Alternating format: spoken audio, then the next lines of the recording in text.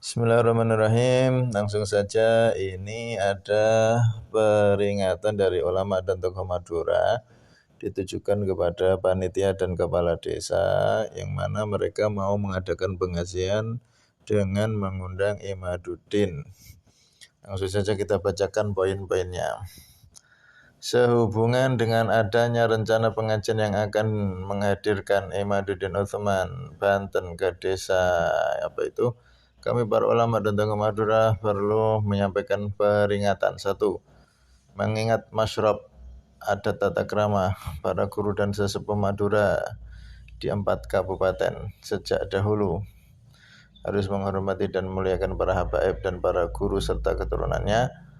2. Mengingat masyrab adat tata krama yang dimiliki oleh Imaduddin Utsman sangat berbeda dengan masyrab para guru dan sesepuh Madura karena terlihat kurang menghormati dan memuliakan para habaib sehingga mempermasalahkan keaslian nasab habaib Bani Alawi yang tersebar di bumi Yaman dan Nusantara.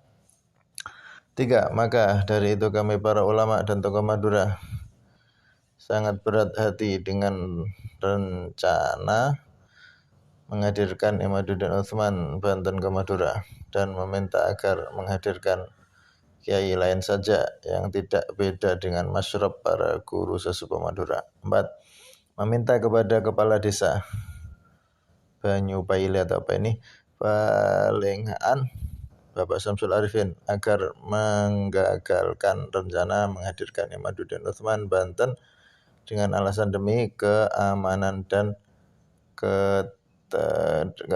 dan ketenangan bersama. Demikian.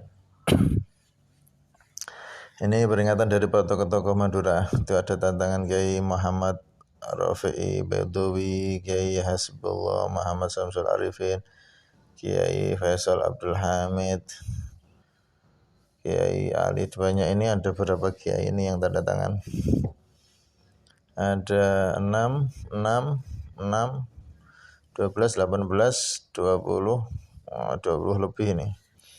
25 kiai yang tanda tangan menolak kedatangan Imaduddin di Madura, di daerah yang telah disebutkan tadi. Nah, alhamdulillah ini para ulama, para kiai yang Masya Allah, beliau-beliau semua semoga dipanjangkan umurnya. Kiai-kiai yang mengikuti para guru-gurunya, pemahaman para guru-gurunya, masyrab serta thariqah jalan para guru-gurunya. Semoga beliau semua mengajarkan cinta pada para habaib, kiai-kiai, terutama kiai-kiai yang bertanda tangan ini, beliau-beliau semua dipanjangkan umurnya serta walafiat, sehingga umat ini tidak kebingungan. Masih ada tokoh-tokoh alim, ulama yang lebih layak diikuti. Semoga ini jadi peringatan untuk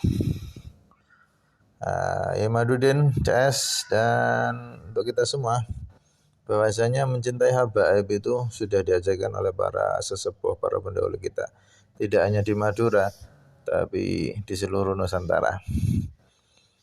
Bagaimana mungkin kita membuang pendapat dan ajaran para guru-guru kita, mengikuti penemuan Imaduddin yang ternyata kitabnya ini sungguh sangat rancu. Sumber kitabnya adalah yang menemukan orang Syiah, yang mencetak Syiah, dan di dalamnya ada kerancuan yang begitu banyak. Syekh Abdul Qadir tidak disebutkan kalau memang karya Ar-Razi.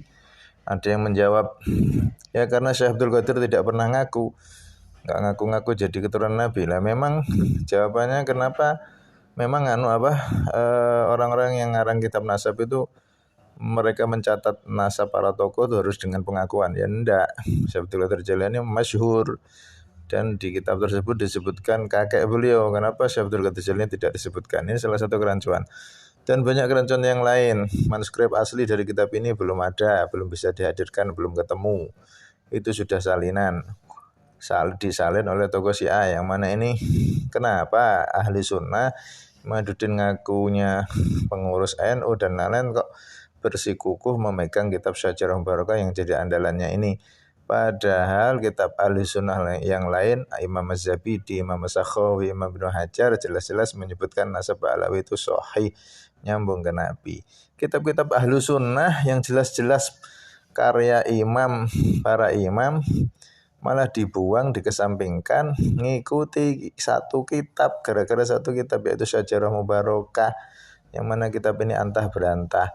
Kitab yang tidak bisa dipertanggungjawabkan keasliannya, belum bisa dipertanggungjawabkan keasliannya, karena di dalamnya sangat rancu. Belum lagi yang masalah Imam Al-Askari di situ disebut Fahr Sahibuz Zaman. Ini jelas kitab ini sangat jelas bukan karangan Ar-Razi. Nah, kenapa perlu dibahas kitab Syajarah Mubarakah ya? Karena memang dari kitab inilah Imaduddin menyalahkan semua ulama. Dianggap ulama itu belum tahu karena kitab ini baru ditemukan, begitu loh.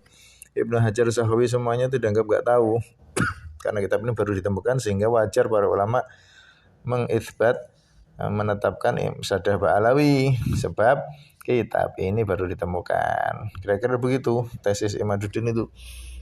Jadi intinya kitab ini palsu. Kalau sudah palsu ya tesisnya palsu sudah, nggak bisa dipertanggungjawabkan. Wallahu a'lam bishawab.